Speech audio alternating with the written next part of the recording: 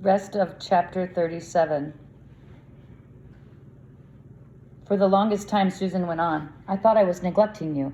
I didn't take care of you the way my mother took care of my brothers and me. My mother watched me all the time. She always kept me neatly dressed. She ironed my shoelaces. She would never have let you run wild the way I have. But now, when I look at you, I think I didn't do so badly. I think you wouldn't have liked being raised the way my mother raised me. What do you think, Ada? I sat down on the sofa. I never know, I said. When I'm not thinking, everything's clear in my head. But as soon as I try to look at it, I get confused. I leaned against the back of the sofa. I understand, Susan said. Sometimes I feel like that too. I leaned my head against her the tiniest bit. She didn't move. I leaned a little bit more. She put her arm around my shoulders so that I was nestled against her. As I drifted into sleep, I felt her lips brush the top of my head. The first air raid was worse than Christmas Eve. Chapter 38. It came the second week of July. It had been a hot day, so we kept the windows wide open and the blackout down. For once, I'd fallen into a sound, dreamless sleep. Whoop, whoop, whoop, whoop, whoop, whoop. The sirens at the airfield wailed louder and louder. You'd have thought one was in our bedroom. Jamie jumped up, scrambling to keep hold of Bovril, who thrashed and scratched in an effort to get free. I grabbed my crutches. Susan came flying in, her dressing gown flapping. Hurry, hurry, she said. I couldn't hurry. Going downstairs took time. My hands shook. I wouldn't be fast enough. I would be bombed. Jamie ran ahead, but Susan waited for me. It's all right, she said. Don't panic. Across the living room, out the back door, Jamie ducked into the Andersons' shelter and stuffed Bovril in his basket. The cat howled. He sounded like a baby screaming in pain. I stood at the door of the shelter. I'd never yet gone inside. I hated it. It scared me. It was so much like the cabinet under the sink at home, the one with the roaches. I could never see them or stop them. Ada, Susan said behind me. Move! I couldn't do it. I couldn't go inside. Not into that damp shelter that smelled exactly like the cabinet. Not into the darkness. Not into the pain. The sirens wailed. Jamie shouted, Ada, hurry! A noise like the plane exploding bombs, real bombs, here in Kent. German bombs everywhere feared. German bombs everyone feared, here in the cabinet under the sink. Susan picked me up and carried me down the stairs. The smell enveloped me. I could feel the cramped cabinet, the roaches. I could hear Ma'am laughing while I screamed. I screamed, another bomb, more screams. From Jamie? From me? How would I know? The memory of the cabinet seemed real, seemed to be happening right at that moment. I could see the cabinet, feel myself being shoved inside. Terror enveloped my brain. Suddenly, I felt something tight around me, a blanket, a rough wool blanket. Susan wrapped me in it the way she had on Christmas Eve. Tight, round and round. Shh, she said. Shh. She put her arms around me and laid me on the bench and then half sat on me, squishing me between her backside and the shelter wall. We're all here. We're safe, she said. She took Jamie onto her lap. It's okay, Jamie. She's frightened. It's okay, Jamie whimpered. We're safe, Susan said. It's okay. The pressure of the blanket soothed me. Gradually, I came back to the shelter, to Jamie and to Susan, and I stopped screaming. My heart didn't pound so hard. I breathed the smell of the wool blanket, wet from my tears, instead of the shelter cabinet dampness. From outside, we heard another blast farther away, and then ack from the anti-aircraft guns at the airfield. We're okay, Susan said wearily. We're okay. When the all clear sounded 2 hours later, Susan and I were still wide awake. Jamie had fallen asleep on Susan's lap. She carried him back into the house. I walked beside her, trailing the blanket like a cape. We lay down on the living room, too worn out to climb the stairs. Late the next morning when we woke, Susan said, Ada, there will be more bombs. We will have to go into the shelter. You'd better get used to it. I shuddered. I couldn't imagine doing that again. What set you off? Susan asked. Ma'am's cabinet, the way it smells. I made myself go somewhere else in my head fast before panic overwhelmed me. Butter. I imagined writing butter. Susan tapped my chin. We can change the smell. She went to the market and bought aromatic herbs, rosemary, lavender, and sage. She hung them in the shelter, upside down from the edges of the benches, and their smell filled the little room, even after they were crumbly and dry. I couldn't smell the dampness anymore. It helped. I still panicked. Susan still always wrapped me in a blanket, but usually I could keep from screaming, and I didn't actually see the cabinet in my head. It was still awful, but I didn't frighten Jamie. That was important because we went into the shelter nearly every night from that first time. The Battle of Britain had begun. Hitler had figured out he couldn't land his invading army until he conquered the Royal Air Force. Otherwise, our planes would bomb his ships and troops while they were landing. Once he'd gotten rid of our planes, invading England would be easy. The Germans had a lot more airplanes and pilots than the British did. They had different kinds of planes, though, and their fighter planes had shorter ranges than ours. This meant that they could only reach the southeastern corner of England before they had to turn back for more fuel. They could only shoot our planes and bomb our airfields in Kent. The airfields were their main targets. Every plane they destroyed, whether in the air or parked in the ground, brought them one step closer to invasion. Every runway they destroyed gave our pilots one less place to safely land. Our airfield was hit that very first day. The bombs ripped through the storage sheds and left craters the size of small tanks in the grass runways. Fortunately, all the air crews found shelter. Once the all clear sounded, the crews worked through the night, shoveling debris into the blast holes. By morning, planes could safely land again. It was July, and the world was green and lovely. I rode Butter through the fields of waving grass, up our hill to where I could see the blue sea glittering in the bright sunlight. Wild roses grew in the hedgerows, and the air felt heavy with their scent. The breeze blew, and I could feel perfectly happy, except that now I always watched for planes as well as spies. They hadn't come in daytime yet, but I knew they could. Susan didn't like me riding out, but she didn't want me to forbid it either. Our home was so close to the airfield, I figured I was safer farther away. When I said so, she looked grim. "I should send you away," she said. It was hard enough to cope with Susan. How would I ever cope without her? What if we got sent back home? I stared at the tips of my shoes. "I can't leave Butter," I said. Susan sighed. "You survived without a pony in London." I lifted my gaze to look at her. I had survived, maybe. Could I do it again? Back in that one room? I hadn't known all I was missing. "I know," Susan said softly. "It's why I'm keeping you here." "There's things worse than bombs," I said, remembering that I'd heard her say that before. "I think so," Susan said. "And Kent's a big place. They can't bomb every inch of it." But she looked out the window toward the airfield, and her eyes creased with worry. Chapter 39. Nights in the shelter, night after night. It was impossible to sleep through the explosions and the gunfire. Susan had a flashlight, but flashlights needed batteries, and batteries were hard to find. Instead, she lit a candle inside a flower pot, and by its dim light read to us Peter Pan, A Secret Garden, The Wind in the Willows. Some were books she got from the library, others came from her own bookshelves. On his own, Jamie was reading Swiss Family Robinson over again. "We're like them," he said one night as the candle light flickered off the shelter's tin walls. "We're in our cave, safe and warm." I shuddered. I had wrapped myself in a sheet because it was too hot for a blanket. I felt warm but not safe. I never felt safe in the shelter. "You are, though," Susan said. "You feel safer in your bedroom, but you're actually much safer in the shelter." It didn't matter how I felt. She made me go into the shelter every time the sirens wailed. Men came and removed all the signposts from the roads around the village so that when Hitler invaded, he wouldn't know where he was. When he invaded, we were to bury our radio. Jamie had already dug a hole for it in the garden. When Hitler invaded, we were to say nothing, do nothing to help the enemy.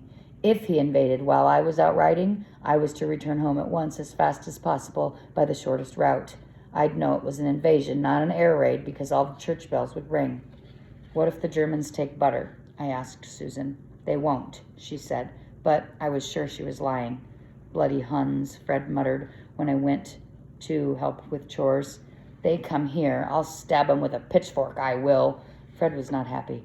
The riding horses, the Thorntons, fine hunters, were all out to grass, and the grass was good, but the hayfields had been turned over to wheat, and Fred didn't know how to feed the horses through the winter.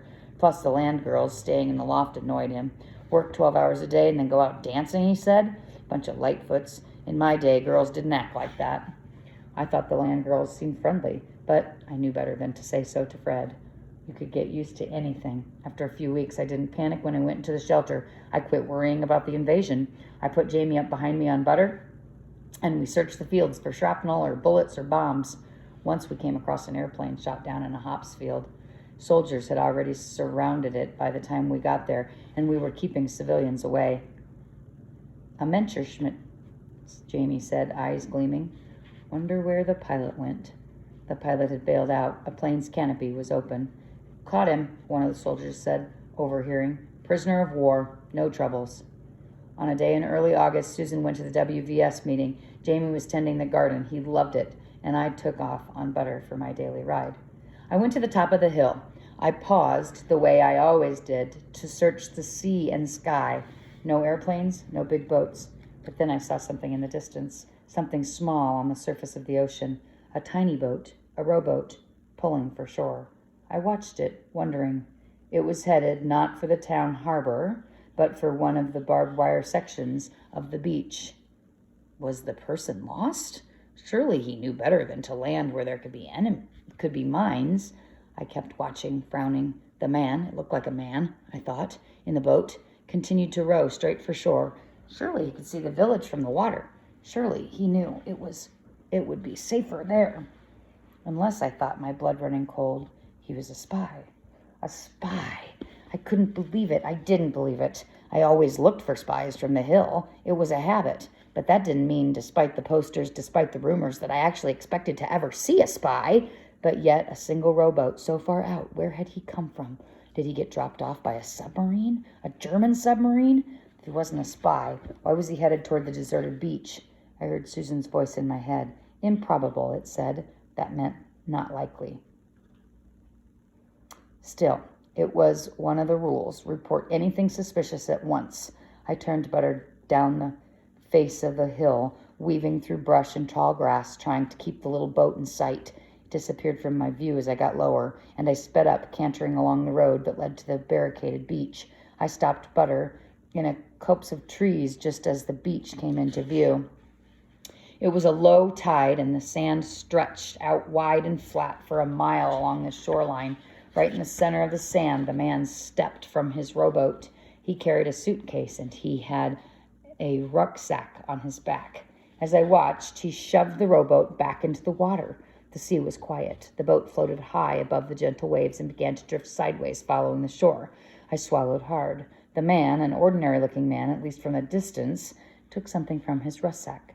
He unfolded it and used whatever it was to dig a hole in the beach. He put the suitcase into the hole, covered the hole with sand, walked cautiously up the sand dunes toward the barbed wire.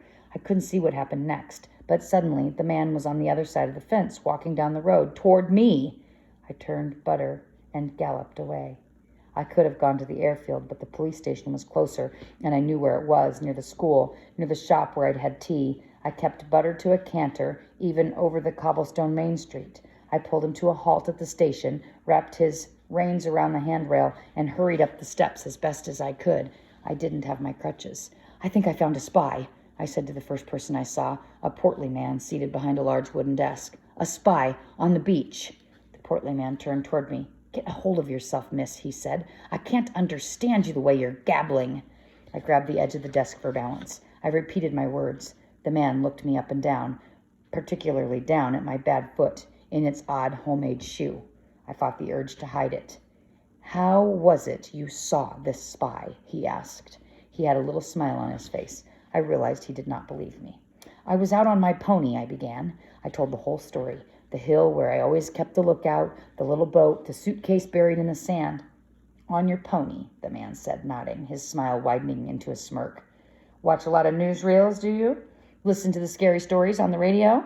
He thought I was lying, or at best exaggerating, and now he was staring at my bad foot again.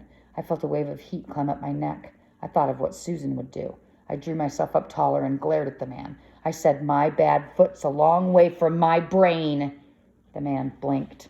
I said, I would like to speak to your commanding officer. The government asks us to report anything suspicious, and that's what I'm going to do. If you won't listen, I want to talk to someone who will. The second police officer took me more seriously. We'll go in the squad car, he said. See if we can find him. He asked if I needed help getting to the car. No, thank you, I said. I walked as straight as I could manage, even though it hurt like crazy. The officer put me in the front seat beside him, and together we started down the road. We'd hardly gotten out of town when we came across the man I'd seen walking down the road with perfect ease. I pointed him out to the officer. "You're sure?" the officer asked. For a moment I wasn't. I hadn't really gotten a close look at the man's face, but he felt like the right person. I nodded. The officer stopped his car and got out. "Papers, please," he said. "Really?" said the man in perfect English with an accent Lady Thornton used. "Why ever for?" "Routine," the officer said. The man raised his eyebrow as if it were all a joke, but reached into his pocket readily enough. He pulled out his identity card out of a battered leather wallet. "I'm just on a bit of a walking holiday," he said, indicating the rucksack on his back. My ration card's in there if you want me to fish it out." He could not sound more English. He could not look more English. Yet, "Sir," I said to the officer. He came over to the window of the passenger side and leaned in. "I'm sorry, miss," he said, shaking his head, "but I think you've—" I said, "His trouser cuffs are wet, and they're full of sand." No one went on the beaches anymore. No one ever. It wasn't allowed. The officer's smile disappeared. For a moment I thought he was angry with me, but I was wrong. The next thing I knew, the man from the beach was handcuffed and bundled into the back of the car. He protested vehemently in his perfect English voice. Back at the station, Patient Butter still stood tied to the porch rail. The officer told me to go on home. "We'll handle it from here, miss." I wanted to tell Susan, but I wasn't sure how. I put it off so that I could think about it more. We were halfway through dinner that evening when the police knocked on the door. It was my second officer. And another. "We need to speak with your daughter, ma'am." I got up quickly. Susan looked stunned. Jamie looked delighted. "We need you to help us locate the buried parcel," my officer said. So I went again in a squad car, this time all the way to the beach. I showed them where I'd stood with Butter watching, and I tried to show them where I thought the man had landed with his boat. The tide was high now, and everything looked different. "We'll have to get the army to dig it up anyhow," the officer said. "For all we know, the beach is mined." He drove along the edge of the barbed wire fence. We got out near where I thought the man had gone through and walked up and down the road until we found a footprint. The officer marked it with a piece of cloth tied to a fence and then took me home. I paused before I got out of the car. "Will you let me know what happens to the man?" The officers shook their heads. "It'll be a secret, miss." "Will you let me know if he's really a spy?" They looked at each other and nodded. "But you're to stay quiet about it," one said. I nodded. "Loose lips sink ships," I said. I went in to make my explanations to Susan. She was waiting for me on the purple sofa. She listened to the whole story. Then she put her hands on either side of my face. She smiled at me, and she said, "Oh, Ada, I am so proud." The very next afternoon, someone knocked on our door again. It was a police officer, not the one who had helped me, but the fat one who had sat at his desk and thought I was making things up. "I need to apologize to your daughter, ma'am," he said. When he saw me, he swept off his hat and bowed. "I should have believed you," he said. "I'm sorry. A grateful nation thanks you for your service." With great ceremony, he handed me an onion.